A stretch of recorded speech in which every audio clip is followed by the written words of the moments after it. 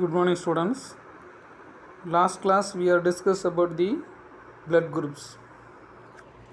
Now we can see the next topic, RH factor. RH factor or rhesus factor. RH factor or rhesus factor. சரிங்களா? RH factor அப்படின்னா இது RH அப்படின்னா rhesus அப்படின்னு சொல்லி பேர். Rhesus அப்படின்னா குரங்கோட பேர். இது ஒரு மங்கியோட நேம். அந்த மங்கியில் இருக்கக்கூடிய ப்ரோட்டீன் நமக்குள்ளே இருந்தால் நீங்கள் RH பாசிட்டிவ். அந்த மங்கிக்குள்ளே இருக்கக்கூடிய ஒரு ஸ்பெஷல் ப்ரோட்டீன் உங்களுக்குள்ளே இல்லைன்னா நீங்கள் RH நெகட்டிவ். அவ்வளோதான் பேசிக் கான்செப்ட். ஓகே, ரீசஸ் அப்படிங்கிற மங்கிக்கு உள்ளார இருக்கிற ப்ரோட்டீன் உங்களுக்குள்ளே இருந்தால் நீங்கள் பாசிட்டிவ் பிளட் குரூப். அந்த ப்ரோட்டீன் உங்களுக்குள்ளே இல்லைன்னா நீங்கள் நெகட்டிவ் பிளட் குரூப். இதை குறிக்கிறது தான் RH ஃபேக்டர், ரீசஸ் ஃபேக்டர் அப்படிங்கிறத இது குறிக்கிறது. இந்த ரீசஸ் ஃபேக்டர் வந்து பார்த்திங்கன்னா இந்தியாவில் 185% மக்களுக்கு RH பாசிட்டிவ் இருக்கும். இந்தியாவில் மொத்தமாக 185% மக்கள் RH பாசிட்டிவில் இருக்காங்க. ரிமைனிங் 15% நெகட்டிவில் இருக்காங்க. இது ஒரு ஜென்ரல். நெக்ஸ்ட் பார்க்கலாம். இந்த RH factor or RH antigen, இது RH ஃபேக்டர்னு சொல்லலாம், RH ஆன்டிஜன்னு சொல்லலாம். It is found in surface of erythrocytes. RBC இருக்கும், RBCயோட செல்ஸ் அதுக்கு மேலே ஒட்டியிருக்கும். அதனால தான் இது ஆன்டிஜன் சொல்லுவோம். ஆன்டிஜன் எங்கே இருக்கும்? RBCயோட செல்ஸ் அதுக்கு மேலே தான் ஒட்டியிருக்கும். இதுவும் அதே மாதிரி இருக்கிறதுனால இது ஆன்டிஜன் சொல்கிறோம். It was discovered by in 1940. 1940 அதை கண்டுபிடிச்சாங்க. Landsteiner and Alexander Wiener. Karl Landsteiner and Alexander Wiener அப்படிங்கிற ரெண்டு சயின்டிஸ்ட்டு சேர்ந்து இந்த ரீசஸ் மங்கியில் இருக்கக்கூடிய பிளட்டில் ஒரு ப்ரோட்டீனை பிரிச்செடுத்தாங்க. ரீசஸ் மங்கியில் இருக்கக்கூடிய பிளட்டில் இருக்கக்கூடிய ஒரு ஸ்பெஷல் ப்ரோட்டீனை இந்த லேண்ட்ஸ்டெய்னர் அண்டு அலெக்சாண்டர் வெய்னர் ரெண்டு சயின்டிஸ்ட்டும் பிரித்து எடுத்தாங்க.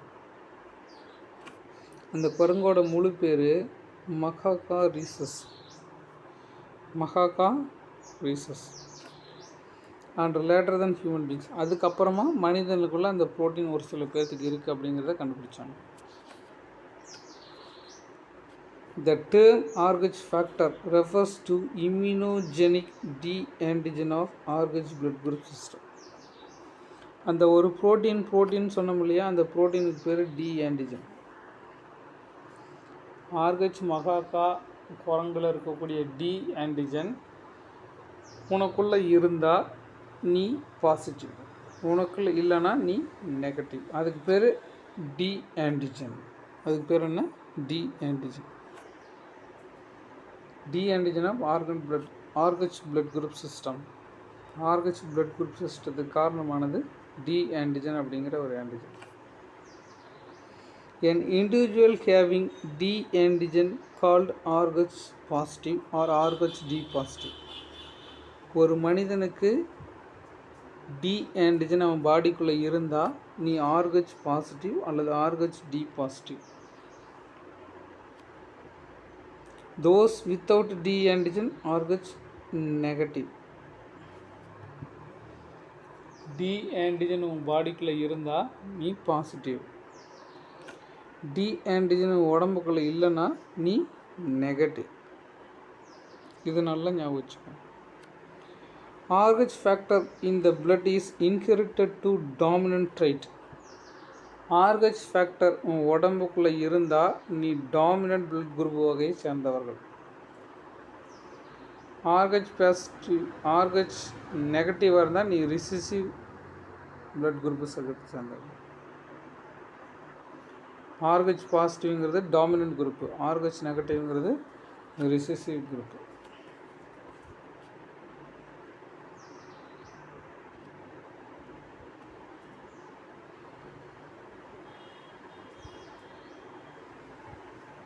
இது டாமினன்ட் ட்ரைட்டாக தான் போகும். நேச்சுரலி அக்கரிங் ஆர்கச் ஆன்டிபாடிஸ் இஸ் ஆப்சண்ட். ஆன்டிஜன் அப்படின்னு ஒன்று இருந்தால் ஆன்டிபாடி அப்படின்னு ஒன்று இருக்கும். சரியா? ஆன்டிஜன் அப்படின்னு ஒன்று இருந்தால் அதை அழிக்கிறதுக்கு ஆன்டிபாடி அப்படின்னு ஒன்று இருக்கும். ஆனால் ஆர்கச் டி ஆன்டிஜனுக்கு ஆன்டிபாடி இயற்கையாக கிடையாது. சரியா? ஆர்கச் டி அப்படிங்கிற ஒரு ஆன்டிஜனுக்கு இயற்கையான ஆன்டிபாடி கிடையாது. சரியா? Naturally occurring anti D antibodies is absent. இயற்கையாக ஆன்டிஜன் டிக்கு ஆன்டிபாடி ஆப்சண்ட் இருக்காது. பட் ஆனால் ஆர்கச் நெகட்டிவ் இருக்கிறவங்க ஆர்கச் பாசிட்டிவ் பிளட்டை அவங்க உடம்புக்குள்ளே வாங்கிட்டாங்கன்னா ஆன்டிபாடி அவங்க உடம்புக்குள்ளே உற்பத்தி ஆயிரும். புரியுதா இல்லையா? ஆர்கச் நெகட்டிவ் பிளட் குரூப் இருக்கிறவங்க ஆர்கச் பாசிட்டிவ் பிளட்டை அவங்க உடம்புக்குள்ளே ஊசி மூலிமா செலுத்திட்டிங்கன்னா ஒரு ஆன்டிபாடி அவங்க உடம்புக்குள்ளே உற்பத்தி ஆகிவிடும். ஓகே. பட் ஆனால் நேச்சுரலாக கிடையாது. Naturally occurring anti D antibodies are absent in the plasma of any normal individual. எந்த நார்மல் இண்டிவிஜுவலுக்குள்ளாரையும் நேச்சுரலாக இருக்கக்கூடிய ஆர்கச் டி ஆன்டிபாடிஸ் கிடையாது, உருவாகாது. ஹவவர் இஃப்னா ஒரு வேளை ஆர்கச் negative person exposed to ஆர்கச் positive blood. ஆர்கச் negative இருக்கிறவங்க ஆர்கச் பாசிட்டிவ் பிளட்டை அவங்க உடம்புக்குள்ளே செலுத்திட்டாங்கன்னா தி எரித்ரோசைட் ஃபார் ஃபஸ்ட்டு டைம் முதல்ல உள்ளே போகும்போதே ஆர்கச் D antibodies formed in the blood of individual. ஆர்கச் positive blood இருக்கிறவங்க ஆர்கச் பாசிட்டிவ் பிளட்டை அவங்க உடம்புக்குள்ளே தெரியாமல் செலுத்தி விட்டிங்கன்னா உடனே ஆன்டிபாடிஸ் அவங்க உடம்புக்குள்ளே உற்பத்தி ஆகிவிடும். ஏன்னா ஆர்கச் பாசிட்டிவ்ங்கிறது டி ஆன்டிஜன். ஆன்டிஜன் ஒரு உடம்புக்குள்ளே செலுத்தப்பட்டால் உடனடியாக அந்த உடம்பு அந்த ஆன்டிஜனை அழிப்பதற்கு ஒரு ஆன்டிபாடியை உற்பத்தி செய்து கொள்ளும். இது இயற்கை விதி. சரியா? அதாவது புதுசாக ஒரு ஆன்டிஜன் உன் உடம்புக்குள்ளே வந்துச்சுன்னா அந்த ஆன்டிஜனை கொல்வதற்கு உன் உடம்புக்குள்ளே ஒரு ஆன்டிபாடி உற்பத்தி ஆகும். இது இயற்கையாக நடக்கக்கூடிய ஒரு செயல். இது எப்படின்னா ஆர்கச் பாசிட்டிவ் அப்படிங்கிறது ஒரு டி ஆன்டிஜன். அந்த ஆன்டிஜன் உடம்புக்குள்ளே வருது. இந்த ஆன்டிஜனை நியூட்ரலைஸ் பண்ணுறதுக்கு உடம்புக்குள்ளே ஒரு ஆன்டிபாடி உற்பத்தி ஆகும். அதுதாங்க சொல்கிறாங்க. சரியா? However if ஆர்கச் negative person exposed to ஆர்கச் positive blood. ஆர்கச் negative இருக்கிறவங்க ஆர்கச் பாசிட்டிவ் பிளட்டை உள்ளே வாங்கிட்டிங்கன்னா ஃபார் ஃபஸ்ட் டைம் முதல் டைம் வாங்கும்போது இந்த ஆன்டி-டி ஆன்டிபாடிஸ் இந்த ஆர்கச் பாசிட்டிவ் இந்த டி ஆன்டிஜனை கில் பண்ணுறதுக்கு anti-D antibodies formed in blood that individual உடனடியாக உற்பத்தி ஆகிடும். ஆன் த அதர் ஹேண்ட் அப்படி இல்லாமல் ஆர்கச் negative person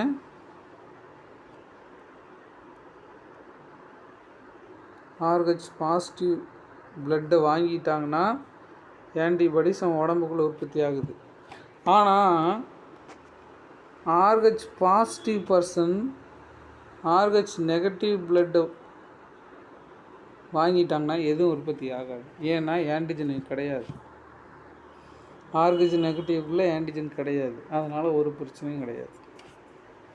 on the other hand the R H positive person receives R H negative blood no effect seen. R H negative person R H positive person R H negative பிளட்டை வாங்கிட்டாங்கன்னா உங்களுக்கு எந்த ஒரு எஃபெக்டும் இருக்காது. புரியுது நான் சொல்கிறது? ஆர்கச் நெகட்டிவ் பிளட் இருக்கிறவங்க ஆர்கச் பாசிட்டிவ் பிளட்டை அவங்க உடம்புக்குள்ளே செலுத்திட்டிங்கன்னா உடனே ஆர்கச் ஆன்டிபாடிஸ் நம்ம உடம்புக்குள்ளே உற்பத்தி ஆகும். அதே மாதிரியே ஆர்கச் பாசிட்டிவ் பர்சன் RH நெகட்டிவ் பிளட்டை அவங்க உடம்புல செலுத்திட்டிங்கன்னா ஒன்றும் ஆகாது, எந்த பிரச்சனையும் கிடையாது. இது ஏன் அப்படி வருதுன்னு தெரியுதா? நம்ம ஏற்கனவே சொல்லியிருக்கோம்.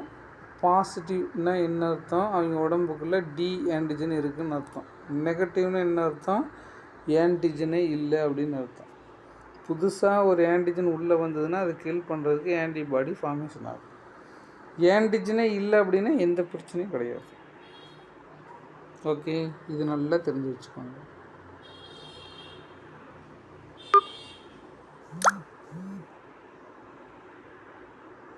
நெக்ஸ்ட்டு இதுதாங்க RH ஃபேக்டர். இதுக்கு அடுத்தது இந்த RH ஃபேக்டர் எப்படி உருவாகுது அப்படின்னு சொல்லி 2 பேர் 2 விதமாக சொல்லியிருக்காங்க. இந்த RH ஃபேக்டர்னால் என்ன, இது எப்படி உருவாகுது அப்படின்னு 2 சயின்டிஸ்ட்டு 2 விதமாக சொல்லியிருக்காங்க. இது RH யார் உருவாக்குறாங்க, இது எப்படி வருது, இது எந்த ஜீன் கண்ட்ரோல் பண்ணுது அப்படிங்கிறத இப்போ நம்ம பார்க்குறோம். Genetic control of RH factor. இந்த RH ஃபேக்டரை கண்ட்ரோல் பண்ணுற ஜீன் யார், அது எங்கே இருக்குது, அது எப்படி இருக்குது, அதுதான் இது இப்போ பார்க்க போகிறோம். RH ஃபேக்டரை ஜீன் எப்படி கண்ட்ரோல் பண்ணுது, ஜெனட்டிக்காக எப்படி கண்ட்ரோல் ஆகுது. ஃபஸ்ட்டு ஒரு சயின்டிஸ்ட் வராங்க, இவங்களுக்கு பேர் ஃபிஷர் ரேஸ் அப்படின்னு 2 பேர் வராங்க. ஃபிஷர் அண்டு ரேஸ் அப்படின்னு 2 சயின்டிஸ்ட் ஒன்றா சேர்ந்து ஒரு ஹைப்போதீசிஸ், ஒரு ப்ரொசீஜர் தராங்க. சரியா? Fisher Race hypothesis. இவங்க 2 பேர் சேர்ந்து கொடுக்குற ஹைப்போதீசிஸ் பேர் ஃபிஷர் ரேஸ் ஹைப்போதீசிஸ். இவங்க என்ன சொல்கிறாங்கன்னா, ஒரு குரோமோசோம் இருக்குது, நான் முன்னாடி சொல்லிடுறேன், அதை நல்லா பார்த்துக்கோங்க. இது ஒரு குரோமோசோம்.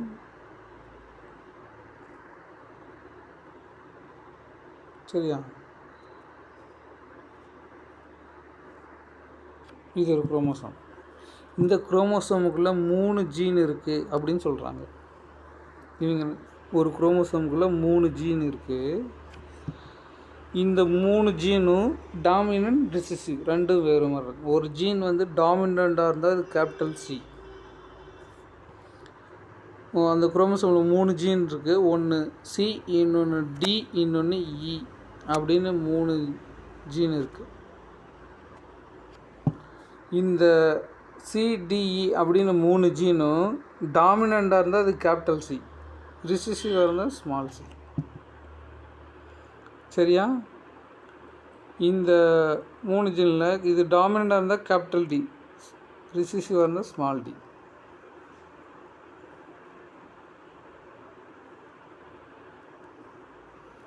இந்த 3வது ஜீன் டாமினண்ட்டாக இருந்தால் கேபிட்டல் E, ஸ்மாலாக இருந்தால் ரிசெசிவாக இருந்தால் ஸ்மால் e.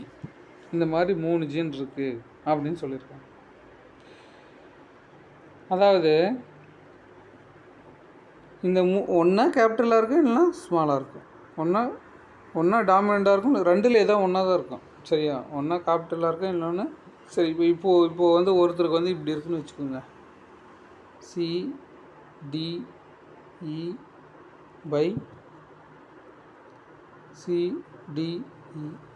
இப்படி இருந்துச்சுன்னா அவங்க வந்து RH நெகட்டிவாக இருப்பாங்க.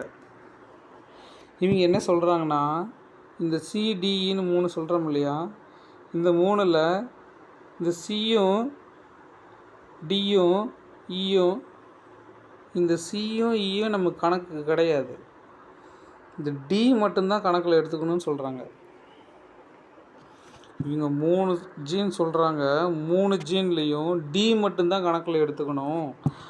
அந்த Dயில் கேபிட்டல் D இருந்தால் அவங்க RH பாசிட்டிவாக இருக்கிறாங்க, ஸ்மால் D இருந்தால் அவங்க RH நெகட்டிவாக இருக்காங்க அப்படின்னு சொல்கிறாங்க.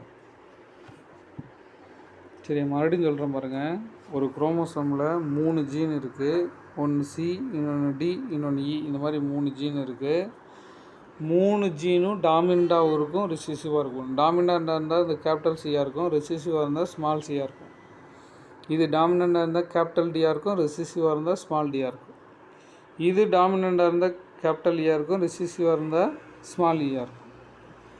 இதில் 3 இருந்தாலும் அவங்க Cயும் Eயும் கணக்கில் எடுத்துக்கிறது கிடையாது. அவங்க கணக்கில் எடுத்துக்கிறது D மட்டும்தான்.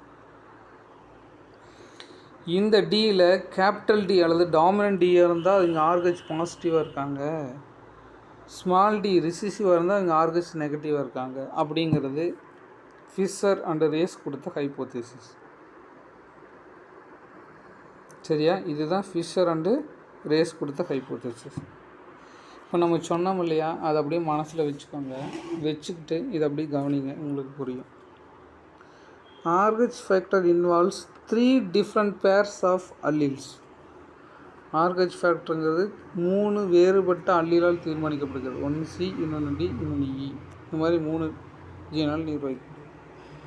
Located in the 3 different closely linked loci. Closely லோக்கைனா இடம், க்ளோஸ்லி லிங்க்டுன்னு என்ன, ஒன்றோடு ஒன்று பின்னி பிணைந்து இருக்குது. ஒன்றோடு ஒன்று பின்னி பிணைந்து குரோமோசோம் பேருக்குள்ளாக இருக்குது. குரோமோசோம் ஜோடிக்குள்ளார ஒன்றோடு ஒன்று பின்னி பிணைந்து இருக்குது. The system is more commonly use today and use CDE nomenclature. இந்த சிஸ்டத்தை தான் நம்ம இப்போ ஃபாலோ பண்ணிகிட்ருக்கோம். சரியா? இவங்க என்ன சொல்கிறாங்க, ஒரு குரோமோசோமில் சிடிஇ அப்படிங்கிற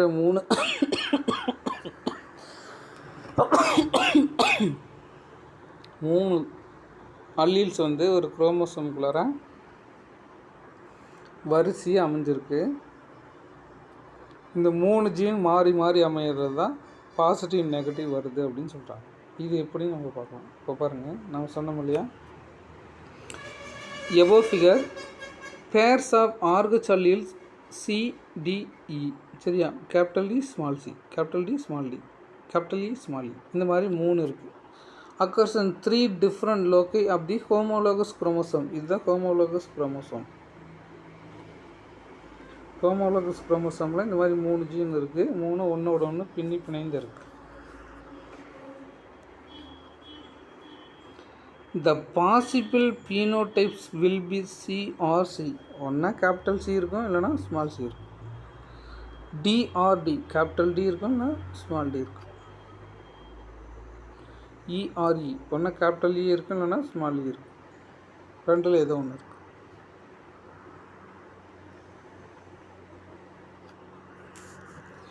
from each chromosome. For example, இது ஒரு குரூப்பு, இது ஒரு குரூப்பு, இது ஒரு குரூப். சரி, இங்கே பாருங்கள், capital C, capital D, capital E by small D, small C, small D, small E. இவங்க என்னவாக இருப்பாங்க, பிளட் குரூப் ஆர்ஹெச் பாசிட்டிவாக இருப்பாங்க. ஏன் பாசிட்டிவாக இருப்பாங்கன்னா, இவங்களுக்கு கேபிட்டல் டி இருக்குது, அதுதான் முக்கியம். ஒரு கேபிட்டல் டி இருந்தாவே அவங்க ஆர்ஹெச் பாசிட்டிவ். இங்கே பாருங்கள், capital C, small D, capital E, capital C, capital D, small c. அவங்க இப்போ இவங்க என்ன பிளட் குரூப்பு, ஆர்ஹெச் பாசிட்டிவாக இருப்பாங்க. இப்படி ஜீன் அமைப்பு இருந்தால் இவங்க பாசிட்டிவ். இங்கே பாருங்கள், சிடிஇ எல்லாமே ஸ்மால் லெட்டர், சிடிஇ. இவங்க என்ன பிளட் குரூப், ஆர்ஹெச் நெகட்டிவ். அவ்வளோதாங்க. 3 இருக்குது. ஏதாவது ஒன்றில் கேபிட்டல் டி வந்துருச்சுன்னா அவங்க ஆர்ஹெச் பாசிட்டிவ். இப்போ இங்கே கேபிட்டல் டி வந்துருச்சு, இங்கே கேபிட்டல், அதனால் பாசிட்டிவ். அப்படி இல்லாமல் ரெண்டுமே small d, double recessive small d வந்ததுன்னா அவங்க ஆர்ஹெச் நெகட்டிவ் பிளட் குரூப். இந்த ஜீன் இருந்தால் அவங்களுக்கு இப்படி பிளட் குரூப் இருக்கும். இந்த ஜீன் இருந்தால் ஆர்ஹெச் பாசிட்டிவ், இந்த ஜீன் இருந்தால் அவங்க ஆர்ஹெச் நெகட்டிவ், இந்த ஜீன் இருந்தால் அவங்க ஆர்ஹெச் பாசிட்டிவ். ஏன் சொல்கிறோம், கேபிட்டல் டி இருக்குது. All genotypes carrying dominant D allele will produce R H positive. யாராருக்கெல்லாம் டாமினன்ட் அல்லீல் கேபிட்டல் டி இருக்கோ அவங்க என்னவாக இருப்பாங்க, ஆர்ஹெச் பாசிட்டிவ் இருப்பாங்க. The phenotype have double recessive genotype, example double D, small double D, will give rise to negative blood group. Okay, capital D ஒன்று வந்ததுன்னா R H positive. அப்படி இல்லாமல் ரெண்டுமே ஸ்மால் டி வந்துச்சுன்னா ஆர்ஹெச் நெகட்டிவ் பிளட் குரூப். இவ்வளோ தான் concept. Okay, இது யார் சொன்னாங்க? ஃபிஷர் அண்ட் ரேஸ் அப்படிங்கிற 2 சயின்டிஸ்ட் சொன்னாங்க. இதுக்கு அடுத்தது வெய்னர் அப்படின்னு ஒருத்தர் வந்தார். இவர் வேறு மாதிரி இன்னொன்று சொன்னார். இவர் என்ன சொன்னார்னா, ஒரு குரோமோசோமில் அவங்க 3 ஜீன் இருக்குதுன்னு சொன்னாங்க. இவங்க வந்து 8 ஜீன் இருக்குது. 3, 4, 5, 6, 7, 8. ஒரு குரோமோசோமுக்குள்ளார 8 ஜீன் இருக்குது அப்படின்னு சொன்னார். அந்த 8 ஜீனோட நேமையும் சொன்னார். ஒன்று கேபிட்டல் ஆர், கேபிட்டல் ஆரில் 4 இருக்கும், ஸ்மால் ஆரில் 4, இப்படி 8 ஜீன் இருக்குது. R1, R2,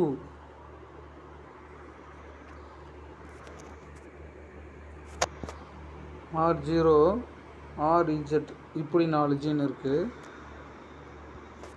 R1, R11,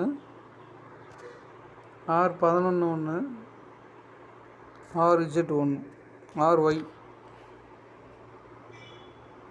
இப்படி 8 ஜீன் இருக்குது. யார் சொன்னது? Weiner hypothesis. வெய்னர் அப்படிங்கிற ஒரு சயின்டிஸ்ட் வந்தார். இவர் என்ன சொல்கிறாருன்னா, ஒரு குரோமோசோமுக்குள்ளார 8 ஜீன் இருக்குது. 1, 2, 3, 4, 5, 6, 7, 8, இந்த மாதிரி 8 ஜீன் இருக்குது. ஒன்று R1, இன்னொன்று R2, இன்னொன்று R0, இன்னொன்று RZ. இதுக்கு எல்லாம் கேபிட்டல் ஆர். இது ஸ்மால் ஆர் ஒன்று, R11, small r 11, small r y, இந்த மாதிரி 8 ஜீன் இருக்குது. இந்த 8 ஜீனில் கேபிட்டல் ஆர் வந்துச்சுன்னா அவங்க RH பாசிட்டிவாக இருக்காங்க, ஸ்மால் ஆர் வந்தால் RH நெகட்டிவாக இருக்காங்க அப்படின்னு சொன்னார். சரியா? இவங்களை பொறுத்த வரைக்கும் கேபிட்டல் ஆர் வந்துச்சுன்னா அவங்க RH பாசிட்டிவ், ஸ்மால் ஆர் வந்தால் RH நெகட்டிவ் அப்படின்னு சொல்லி வெய்னர் அப்படிங்கிற ஒருத்தர் கண்டுபிடிச்சு சொன்னார். இப்போ இதை ஞாபகம் வச்சுக்கோங்க. இப்போ பாருங்கள், Wiener hypothesis. Wiener's proposed existence of 8 alleles. நம்ம உடம்புக்குள்ளே 8 அல்லீல்ஸ் இருக்குது. R1, R2, R0, RZன்னு 4, capital R, small R, small R, small R, small R, இந்த மாதிரி 8 ஜீன் இருக்குது. இந்த சிங்கிள் லோக்கஸ், இதுக்குள்ளே சிங்கிள் லோக்கஸ்குள்ளே எத்தனை இருக்குது?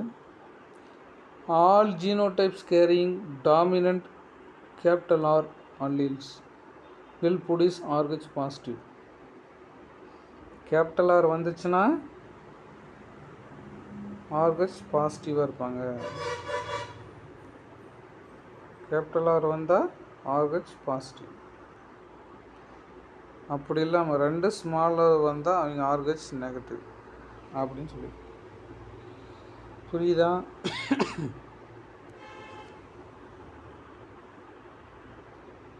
Double recessive genotypes smaller give rise to RH negative phenotypes. Double recessive வந்துச்சுன்னா RH நெகட்டிவ், கேபிட்டல் ஆர் வந்துச்சுன்னா அது RH பாசிட்டிவ். இதுதான் வெய்னர் கொடுத்தது. இது ரெண்டையும் நல்லா படிச்சுக்கோ. ஓகே, இது தாங்க RH ஃபேக்டர்ஸ். RH ஃபேக்டரை பற்றி கண்டிப்பாக கொஷின் வரும். இதை நல்லா படிச்சுக்கோங்க. இதுக்கு அடுத்தது இன்னொரு பிரச்சனை RH factor. Incompatibility of RH factor. இன்கம்பேபிலிட்டினா ஏற்றுக்க முடியல அப்படின்னு அர்த்தம், ஏற்றுக்க முடியாது அப்படின்னு அர்த்தம். RH ஃபேக்டரில் ஒரு சில விஷயங்கள் இருந்தால் உடம்பு தாங்காது, ஏற்றுக்காது, உடம்பு ஏற்றுக்காது, ஆளையே கொன்றும். அப்படி ஒன்று இருக்குது. சரியா? அதுதான் பார்க்க போகிறோம். அதுக்கு பேர் எரித்ரோபிளாஸ்டோசிஸ் ஃபொட்டைல்ஸ் அப்படின்னு சொல்லி பேர். எரித்ரோபிளாஸ்டோசிஸ் ஃபொட்டைல்ஸ் அப்படின்னு அதுக்கு பேர். எரித்ரோன்னா ஆர்பிசி, பிளாஸ்டோசிஸ், பிளாஸ்ட்னா வெடிக்கிறது, ஃபர்டைல்ஸ்னால் குழந்தையில் இருக்கக்கூடிய ஆர்பிசி வெடித்து போயிடும். அதுக்கு பேர் எரித்ரோபிளாஸ்டோசிஸ் ஃபர்டைல்ஸ். குழந்தைன்னா வெளியே இருக்கிற குழந்தை இல்லை, வயிற்றுக்கு உள்ளார இருக்கிற குழந்தை. அதுக்கு பேர் ஃபர்டைல்ஸ் அப்படின்னு சொல்லி பேர் எரித்ரோபிளாஸ்டோசிஸ் ஃபர்டைல்ஸ். குழந்தைகள் வயிற்றுக்குள்ளார இருக்கிற அம்மா வயிற்றுக்குள்ளே இருக்கிற குழந்தையோட ஆர்பிசி வெடிச்சு போயிடும். அதுக்கு பேர் எரித்ரோபிளாஸ்டோசிஸ் ஃபர்டைல்ஸ். அது ஏன் வெடிக்குது அப்படின்னு சொல்லி பார்த்தீங்கன்னா, ஆர்ஹெச் பாசிட்டிவும் ஆர்ஹெச் நெகட்டிவும் ஒன்றா சேர்ந்ததுன்னா பிரச்சனை வரும். அது என்னன்னு இப்போ சொல்கிறேன், கேட்டுக்கோங்க. இதை ஞாபகம் வச்சுக்கிட்டு படிங்க, அப்போ தான் புரியும். ஃபாதர், மதர், இது பேபி, இது அம்மா வயிற்றுக்குள்ளே இருக்கிறது. சரியா? இது அப்பா, குழந்தையோட அப்பா, இது குழந்தையோட அம்மா, இது பேபி. பேபின்னா அம்மா வயிற்றுக்குள்ளார இருக்குது. சரியா? அப்படின்னு ஞாபகம் வச்சுக்கோங்க. சரியா? அம்மா வயிற்றுக்குள்ளே குழந்தை இருக்குது. இப்போ அப்பா ஆர்ஹெச் பாசிட்டிவ் பிளட்டு,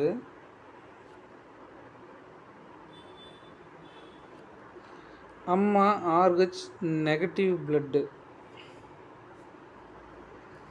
அம்மா வயிற்றுக்குள்ளே இருக்கிற குழந்தை ஆர்ஹெச் பாசிட்டிவ் பிளட்டு. இப்படி இருந்துச்சுன்னா, சரியா, அப்பாவோட பிளட் குரூப்பு ஆர்ஹெச் பாசிட்டிவு, அம்மாவோட பிளட் குரூப்பு ஆர்ஹெச் நெகட்டிவு, அம்மா வயிற்றுக்குள்ளே இருக்கிற குழந்தை ஆர்ஹெச் பாசிட்டிவ்.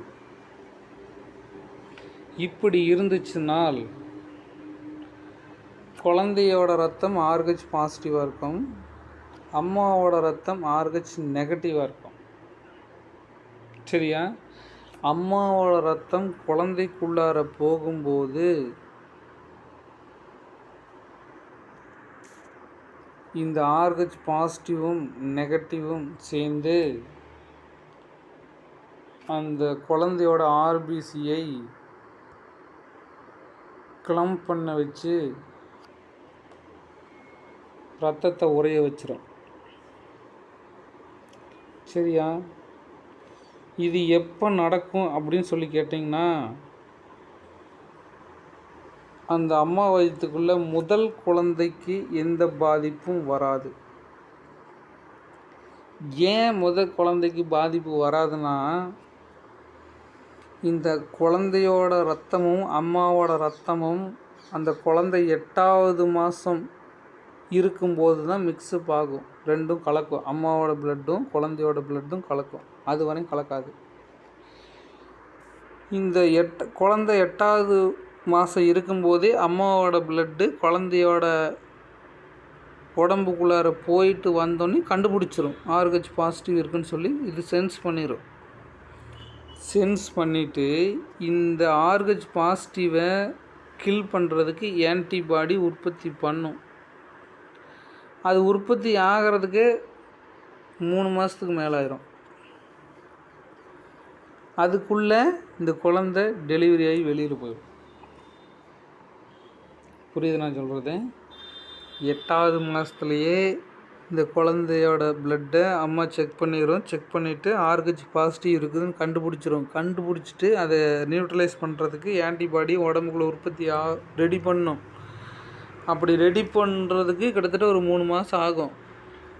இது 3 மாதம் வர்றதுக்குள்ளே இந்த குழந்தை டெலிவரி ஆகி வெளியில் போயிடும். அப்போ குழந்தை சேஃபாக வெளியில் வந்துடும். இதே மாதிரியே 2வது குழந்தை அவங்க உடம்புக்குள்ளே உற்பத்தி ஆச்சுன்னா இந்த ஆன்டிபாடி குழந்தைய கொன்றும். இந்த ஆன்டிபாடி என்ன பண்ணும்? குழந்தைய கொன்றும். சரியா? அப்போ பிரச்சனை எந்த குழந்தை? 2வது செகண்ட் பேபிக்கு மட்டும்தான் பிரச்சனை. அது எப்படி இருக்கணும்? அப்பா ஆர்ஹெச் பாசிட்டிவாக இருக்கணும், அம்மா ஆர்ஹெச் நெகட்டிவாக இருக்கணும், குழந்தை ஆர்ஹெச் பாசிட்டிவாக இருக்கணும். இப்படி இருந்தால் மட்டும்தாங்க பிரச்சனை. மற்றபடி வேறு எதுவும் பிரச்சனை இல்லை. இப்படி இருந்தால் 2வது குழந்தை வயிற்றுக்குள்ளாரே செத்து போயிடும். இதுக்கு எதாவது ரெமெடி இருக்குன்னா ரெமெடி இருக்குது. எப்படின்னா இதை நம்ம முதல்ல செக் பண்ணிக்கணும். செக் பண்ணிவிட்டு ஒரு ஊசி இன்ஜெக்ஷன் இருக்குது, ரோகம் இன்ஜெக்ஷன் அப்படின்னு ஒரு இன்ஜெக்ஷன் இருக்குது. அந்த ரோகம் இன்ஜெக்ஷன் வந்து அம்மா வந்து ப்ரெக்னென்ட் ஆன உடனே அவன் வயிற்றுக்குள்ளே போட்டாங்கன்னா நோ ப்ராப்ளம், அது ஆன்டிபாடி எல்லாத்தையும் கில் பண்ணிடும், குழந்தை சேஃபாக வெளியில் வந்துடும். எல்லாம் இன்ஜெக்ஷன் தான். சரி, இன்ஜெக்ஷன் மூலிமா நம்ம இதை சரி பண்ணிக்கலாம். ஓகே, இதை நல்லா ஞாபகம் வச்சுக்கோங்க. என்ன சொன்னோம்? அப்பா ஆர்ஹெச் பாசிட்டிவ், அம்மா ஆர்ஹெச் நெகட்டிவ், அம்மா வயிற்றுக்குள்ளே இருக்கிற குழந்தை ஆர்ஹெச் பாசிட்டிவ். இப்படி இருந்தால் முதல் குழந்தை பிரச்சனைலாம் வெளியே வந்துடும், ரெண்டாவது குழந்தை வயிற்றுக்குள்ளாரே இறந்து விடும். அதுதான் எரித்ரோபிளாஸ்டோசிஸ் ஃபர்டைல்ஸ். ஓகே, இது ஞாபகம் வச்சுக்கிட்டு இப்போ படிக்கலாம். RH incompatibility is a great significance of child birth. இந்த RH ஒத்து போகாது அப்படிங்கிறது குழந்தை பிறப்பில் மிக முக்கிய பங்கு வகிக்கிறது. If the woman have RH negative blood, அம்மா வந்து RH நெகட்டிவ் பிளட்டாக இருந்தாங்கன்னா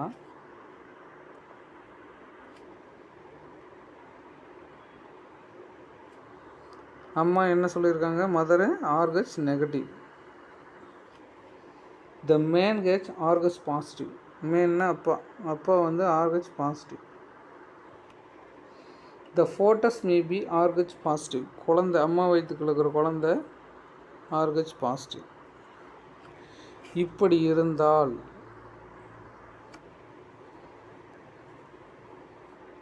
the RH negative mother becomes sensitized by carrying RH positive fetus within her body. அம்மாவோட பிளட்டு குழந்தைக்குள்ளார போகிறப்ப இது நெகட்டிவ் பிளட்டு, இது பாசிட்டிவ் பிளட்டு, இதை போய் உணர்ந்து அதை சென்ஸ் பண்ணி சென்சிடைஸ் ஆயிரும்.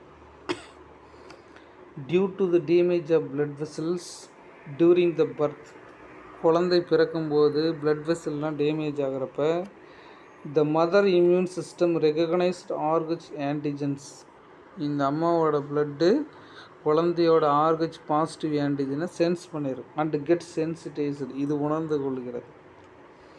த sensitised mother produce RH antibodies, இது உணர்ந்துக்கிட்டு RH நெகட்டிவ் என்ன பண்ணும்? இதை கில் பண்ணுறதுக்கு RH ஆன்டிபாடியை அம்மா வயிற்றுக்குள்ளே உற்பத்தி ஆயிரும். The antibodies are immunoglobin G type அப்படின்னு ஒன்று இருக்குது, அதை நீங்கள் இனிமேல் படிப்பீங்க. இம்யூனோகுளோபின் அப்படின்னு ஒன்று இருக்குது, அதுக்கு பேர் தான் ஆன்டிபாடி.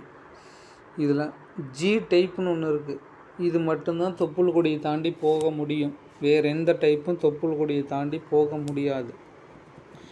இம்யூனோகுளோபின் G டைப் அப்படின்னு ஒரு இருக்குது.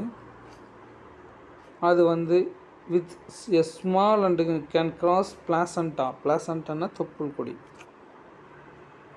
father RH positive, mother RH negative, baby RH positive. சரி, எப்படி இருக்காங்க? நடுவில் தொப்புள் கொடி இருக்கும் இல்லையா, இதுக்குள்ளார இந்த அம்மா வந்து இந்த பாசிட்டிவ் சென்ஸ் பண்ணி உள்ளே ஒரு ஆன்டிபாடி க்ரியேட் பண்ணுறாங்க. அது வந்து இம்யூனோகுளோபின் G டைப், இது தொப்புள் கொடியே உள்ளே போகுது. And enter the foetal circulation, இது உள்ளே போய் குழந்தையோட உடம்புக்குள்ளார அம்மா ரத்தம் சர்க்குலேட் ஆகும். By the time of mother get sensitised and produced antibodies, இது ஆன்டிபாடிஸ் உற்பத்தி செய்கிறதுக்கு முன்னாடியே இந்த குழந்தை டெலிவரி வெளியே போயிடும். ஏன்னா சென்சிடைஸ் பண்ணி கிட்டத்தட்ட ஒரு 3 மாதம் ஆகும், அப்போ தான் ஆன்டிபாடிஸ் உற்பத்தி ஆகும். உடனேலாம் உற்பத்தி பண்ண முடியாது. புரியுதா? இப்படி இருக்கு.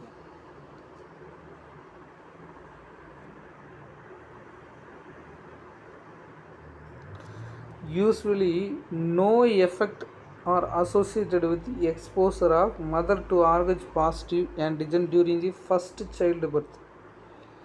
இப்படி இருந்தாலும் அப்பா RH பாசிட்டிவ், அம்மா RH negative, baby RH positive, இப்படி மாறுபாடு இருந்தாலும் ஃபஸ்ட் சைல்டு பர்த், முதல் குழந்தை பிறக்கும்போது நோ எஃபெக்ட். சரியா?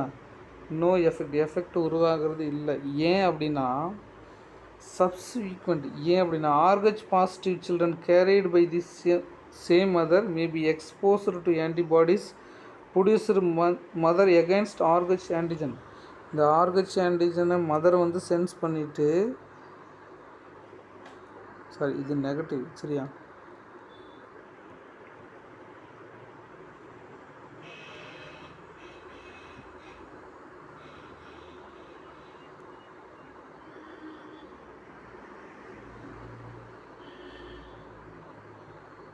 இந்த ஆர்ஹெச் நெகட்டிவ் வந்து ஆர்ஹெச் பாசிட்டிவ் சென்ஸ் பண்ணிவிட்டு ஆன்டிபாடியை உற்பத்தி பண்ணுறாங்க. Maybe exposed antibodies produced by mother against RH antigen. இந்த ஆர்ஹெச் பாசிட்டிவ் ஆன்டிஜனுக்கு எதிராக அம்மா வந்து ஆன்டிபாடி உற்பத்தி பண்ணுறாங்க.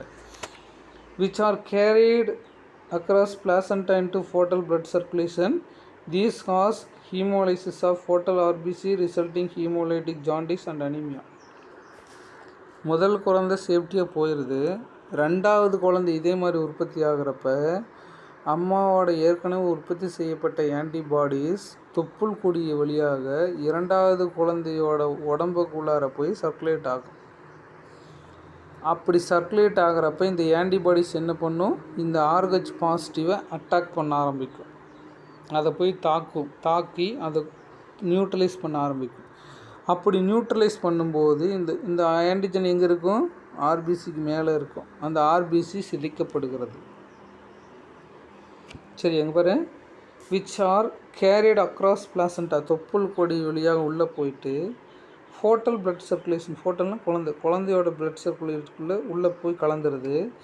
These causes haemolysis. ஹீமோலைசிஸ்னால் ஆர்பிசி உடையிறது, லைசிஸ்னால் உடையிறது, ஆர்பிசி உடையிறது. அப்படி ஆர்பிசி ரிசல்ட்டிங் ஹீமோலைட்டிக் ஜாண்டிஸ், இதெல்லாம் உடஞ்சி காமாலை உற்பத்தி பண்ணுது. அண்ட் அனீமியானா பிளட்டு கம்மியாச்சுன்னா அதுக்கு பேர் அனீமியா. ஆர்பிசி எல்லாம் உடஞ்சி போச்சுன்னா என்னாகும், ரத்தம் கம்மியாயிரும்.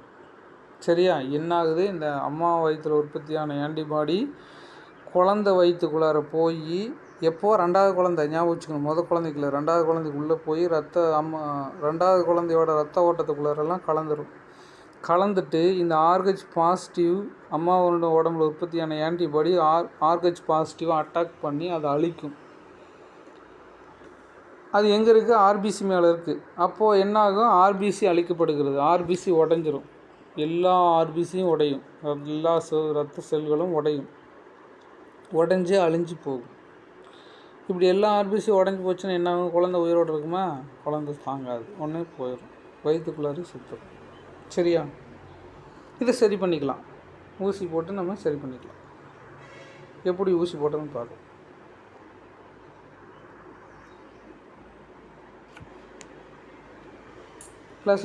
These cause hemolysis of RBC and hemolytic jaundice and anemia. இப்படியெல்லாம் ஒரு These condition is known as erythroblastosis foetales. இதுக்கு பேர் தான் erythroblastosis foetales அப்படின்னு சொல்லி பேர். Or hemolytic disease of newborn. இதுக்கு இன்னொரு பேர் hemolytic disease of newborn அப்படின்னு சொல்லி பேர். இதனால தான் இப்படியெல்லாம் உற்பத்தி ஆகுது. இதுக்கு அடுத்தது prevention of erythroblastosis foetalis. Prevention என்ன, தடுக்கிறது. இது எப்படி தடுக்கலாம் அப்படிங்கிறத நம்ம பார்க்க போகிறோம். Even if the mother is R H negative and foetus is R H positive. நம்ம ஏற்கனவே சொன்னால் அம்மா என்ன, ஆர்ஹெச் நெகட்டிவ், குழந்தை R H positive. The antibodies should be administered to the mother 28 to 34th week of gestation. அம்மா கன்சீவ் ஆகி 28வது வாரத்திலிருந்து 34வது வாரத்துக்குள்ளார ஒரு இன்ஜெக்ஷன் போட்டுக்கணும். அதுக்கு பேர் ப்ரோபைலட்டிக் மெஷூர் அப்படின்னு சொல்லி பேர். அப்படின்னா வர்றதுக்கு முன்னாடியே தடுக்கிறது. அவங்க கன்சீவாக இருக்கும்போது 28வது வாரத்திலிருந்து 34வது வாரத்துக்குள்ளார ஒரு ரோகம் இன்ஜெக்ஷன் அப்படின்னு ஒரு இன்ஜெக்ஷன் இருக்குது. அந்த இன்ஜெக்ஷனை போட்டிங்கன்னா ஒரு ப்ராப்ளம் இல்லை. அது அது என்ன பண்ணும்னா இந்த ஆன்டிபாடிஸ் எல்லாத்தையும் கொன்றுவிடும். அப்போ நார்மல் ஆயிடுவாங்க. If the RH negative mother delivers RH positive child, then the RH D antibody should be administered to the mother soon after delivery. இது எப்போ போடணும், டெலிவரி ஆகிறதுக்கு முன்னாடியே போட்டுடணும். எப்போ அதை சொல்லிட்டாங்களே, 28வது வாரத்துலேருந்து 34வது வாரத்துக்குள்ளார நீங்கள் ஊசியை அதை போட்டுக்கணும். அந்த ஊசியை நீங்கள் போட்டுக்கொள்ள வேண்டும். அப்படி போட்டுக்கொண்டால் அம்மா உடம்பில் உற்பத்தி செய்யப்பட்ட ஆர்ஹெச் ஆன்டிபாடிஸ் எல்லாம் அந்த ஊசியை அழித்துவிடும். அதனால் குழந்தைக்கு எந்த பாதிப்பும் ஏற்படுவது இல்லை.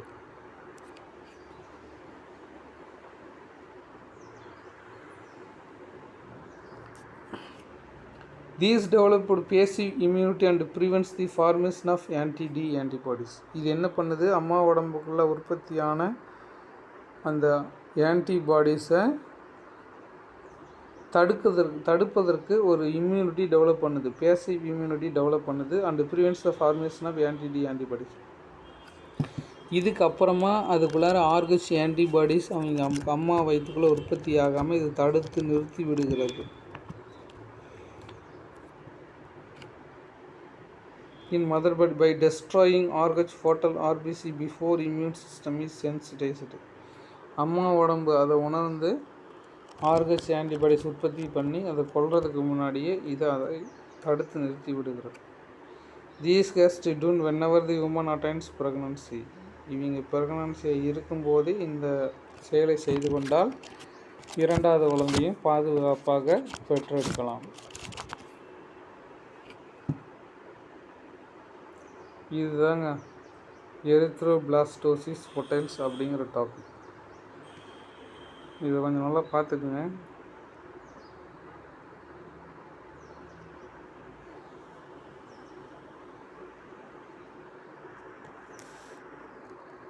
Okay students, let us meet next topic.